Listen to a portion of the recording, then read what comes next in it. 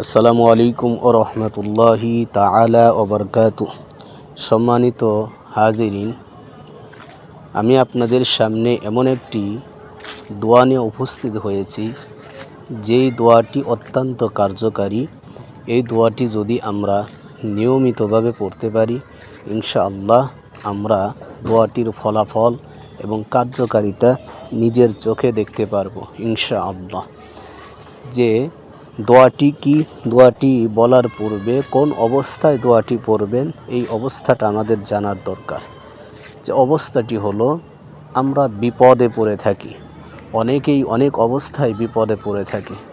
অনেকেই বিভিন্ন দুর্নীতির বিপদ, অনেকেই সন্ত্রাসের বিপদ, বিভিন্ন ধরনের বিপদ হয়ে থাকে। এই বিপদের থেকে মুক্তির জন্য আমরা সকলেই পেরেশান।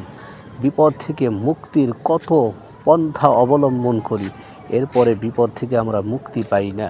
তা আমি তাদেরকে বলবো, ওই সমস্ত ভাই বোনদেরকে বলবো যে আপনি বিপদের সময় এই দোয়াটি আপনি পড়েন।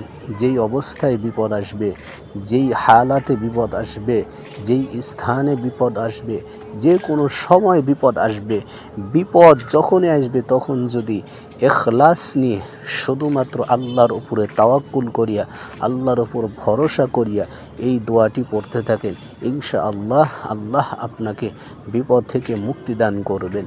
যে এখন আসেন, বিপদ থেকে মুক্তির দোয়াটা কি? দোয়াটি আমরা সকলেই জানি, সকলেই এই দোয়া সম্পর্কে অবগত আছি। যে ইউনুস আলাইহিস সালামের দোয়া, ইউনুস আলাইহিস সালামের দোয়া বলতে, ইউনুস আলাইহিস সালাম যখন বিপদে পড়েছিলেন তখন আল্লাহর কাছে এই দোয়াটা করেছিলেন, আল্লাহ তাকে বিপদ থেকে মুক্তি দান করেছেন।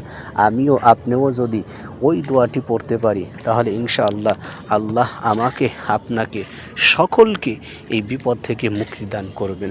দোয়াটি হলো, লা ইলাহা ইল্লা আনতা সুবহানাকা ইন্নী কুনতু মিনাজ জালিমিন। লা ইলাহা ইল্লা আনতা সুবহানাকা ইন্নী কুনতু মিনাজ জালিমিন। আমরা সকলেই বিপদের সময় এই দোয়াটা পড়ার জন্য চেষ্টা